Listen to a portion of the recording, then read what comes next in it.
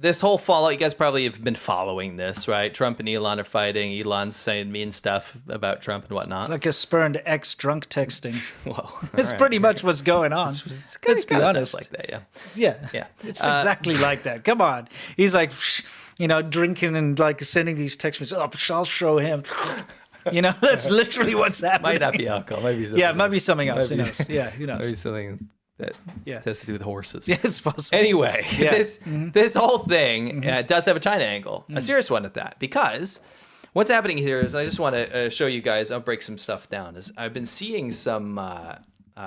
Well, let's just give you a little blow by blow. After a series of social media posts by Musk in recent days trashing Trump's big, beautiful bill, the president offered his first response during the Oval Office meeting with German Chancellor Friedrich Merz. I'm very disappointed because Elon knew the inner workings of this bill, Trump said. I'm very disappointed in Elon. I've helped Elon a lot. Trump suggested that Musk, the world's richest man, was upset that the legislation cut out a tax credit meant to incentivize electric vehicle purchases. Elon is upset because we took the EV mandate, which was a lot of money for electric vehicles, and they're having a hard time with electric vehicles, and they want us to pay billions of dollars in subsidy. Elon knew this from the beginning, and that's probably true. Yeah. So this does have massive implications for across the pond in China with our adversaries. So I looked at some articles. China's ultra cheap EVs are scaring China, which is interesting. China's basically, if you're behind the game here, trying to conquer the entire world market of EVs because they see EVs as the future, right? Yes. They know that if they can corner the market with cheap cars, then nobody's going to be able to compete. They'll have a global monopoly with state control over one of the most important industries in the world. By the way, I just want to interject here and talk a little bit about these 0 kilometer or 0 mile EVs that are being sold secondhand. China's very good at manipulating numbers. Something I actually spoke about more than a year or maybe even 2 years ago in my videos about EVs, because I've covered EVs quite a lot, is you get the situation where they register new cars. They come like whether it's BYD or Xiaomi or any of the big brands, small ones too. They'll produce a car, then they'll register it. So it gets plated and it gets insurance and everything. So it looks like it's been sold, but it's not sold. It's still brand new. But then they can count it as being a sale. So then their sales figures are up, which is good for investors. It's good for their subsidies because they can claim subsidies from the government saying, look, we sold like 100 cars, let's say. So then they get 100 cars worth of subsidies back from the government. They also see their sales data is up 100, so they're beating the competition. People are going to invest. And again, on the big global scale, they can say, look, we outsell all the competition. Yeah. We've got the most sales. Yep. Meanwhile, those cars get put in a field to either rot away. Which you've proven multiple times. Yes, I've got video footage of it. It's proven. Everybody knows this now. There's still plastic on the seats and the steering wheels. They've never been driven, but they're rotting in a field with a plate on them.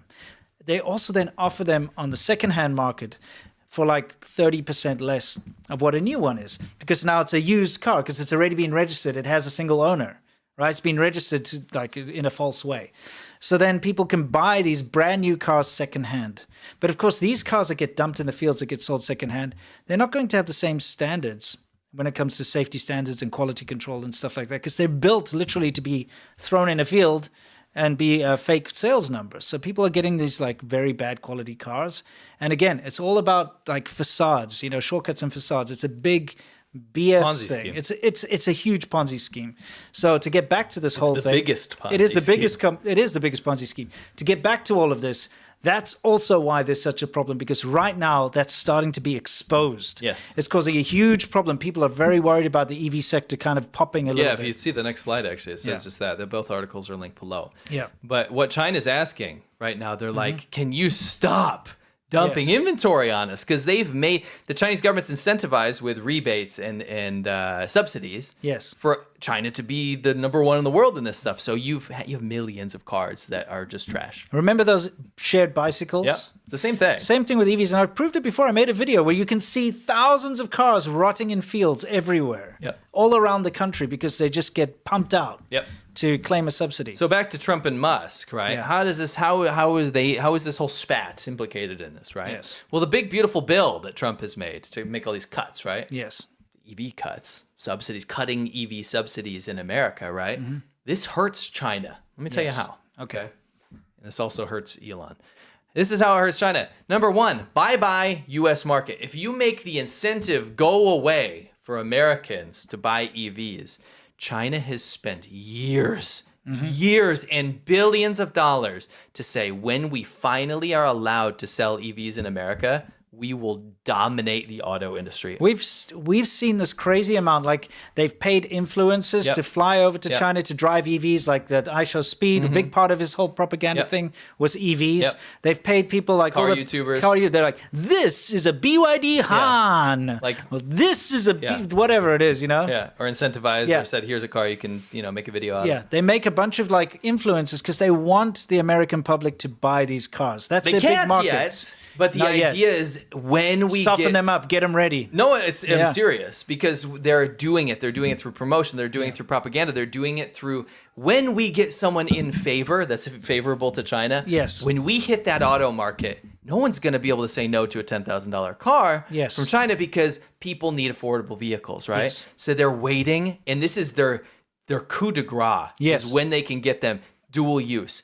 Number one, they've conquered the auto market in the U.S. with hundreds of millions of customers. Yes. Number two, they have spy mobiles. Literally mapping the entire country with covered in cameras connected back to China. Yes, exactly. It is their microphones in there. Dream to get Chinese cars into America. Yes. When you, with the big beautiful bill, removes incentive and tax credits and also tariffs Chinese goods, you have no incentive for Americans to buy these cars. Yes. So you can say goodbye to the U.S. market. Well, think about it, right? The only reason why EVs have taken off in America is, number one, over there in California, they have pretty good charging infrastructure. But even there, when we were living in California, people would be lining up 45 minutes to get to a charger, even with all the chargers everywhere. Right.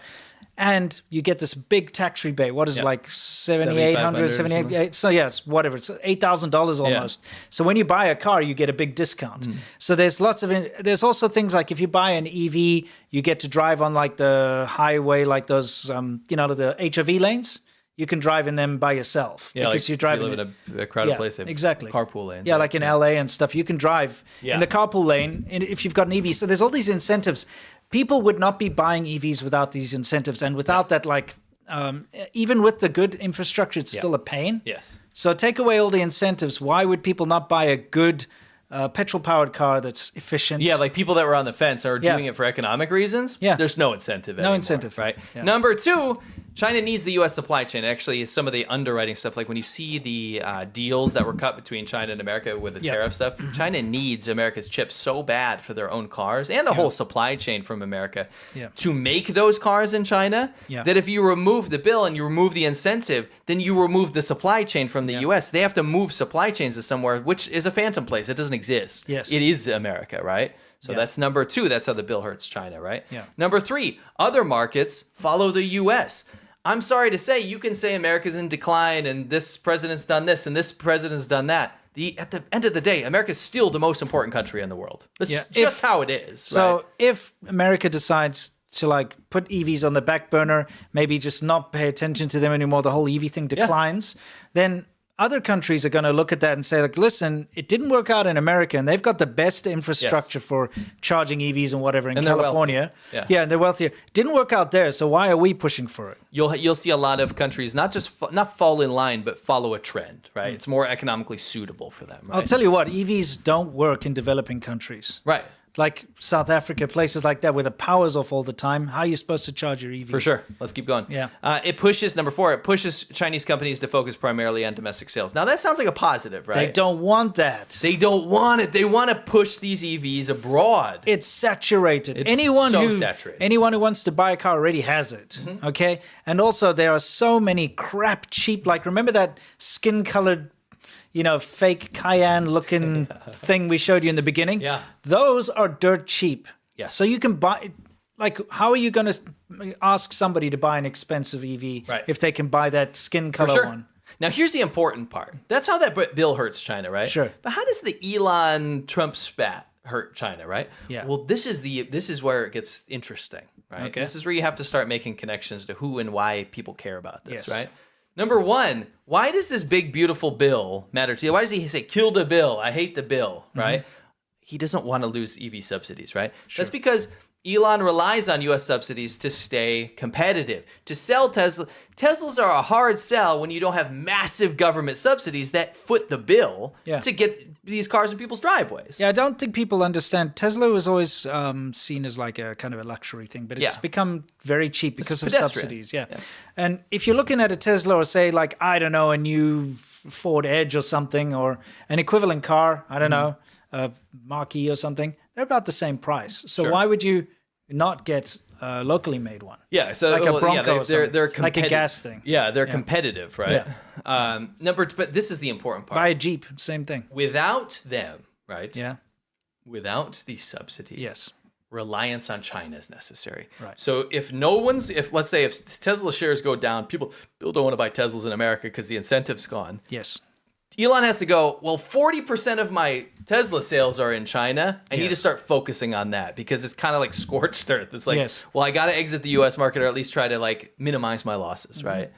If I'm not going to have those incentives, I'm going to start really honing in on China, right? Yeah. Now, that's really important because Elon has done so much to promote and cozy up to the Chinese government. We haven't talked about it a lot, but it's disturbing. Yeah. We see him tweeting out direct Chinese propaganda from shills that work for China, right? Yes. He's cozied up to the Chinese government. He is in bed with these officials that have allowed him to be one of the only people in the history of mankind to 100% own his own factories in China. Yes, because you can't do that. No one else can do that. No. So huge out. It's like a big out. It's like an exit. It's like, that meme of that car drifting. It's like drifting towards China, right?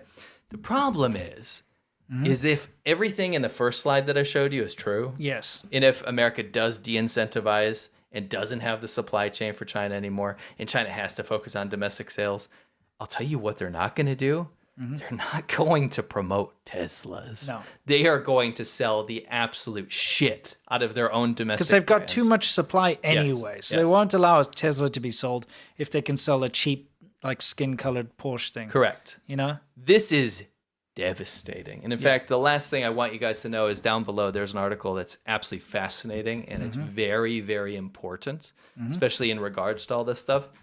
Because if you look at it, like, pause it there. Depending on how you look at this, you might see as Trump as like kind of anti-CCP, anti-China, right? Yeah. And Elon's always been the one that's like pro-China. At least on paper, that is the case. And in fact, this article makes a good argument. It's how Elon Musk's deep ties to and admiration for China could complicate Trump's Beijing policy. And this breakup might actually end up being a very positive thing to make sure that the current administration does not cozy up to China. Right. Because he was. Elon was, for sure. Yeah. There's no denial of that. Yeah, no, we know that for sure. That's kind of interesting way to look at it. I remember you left my spirit. With you high is all I'm feeling. Remember. I have such an irrational hatred for these guys. I'm with you on that. There is a girl who stands there looking over your shoulder. She does nothing else. Dude's underwear that's hanging up to dry in his truck. They're destroyed. This is called the Hornets of Death. Okay. And there's the dessert. It's like they think that you lose all your heat through your head, so it's most important to cover your head. It's not true at all. Maybe if you go mess with the nest, then the bird doesn't want to return to the nest. That's actually not true, though. The Chinese ain't do Tiananmen Square. I did. Okay. That's when this is pretty funny. That's when I knew I had to understand this man.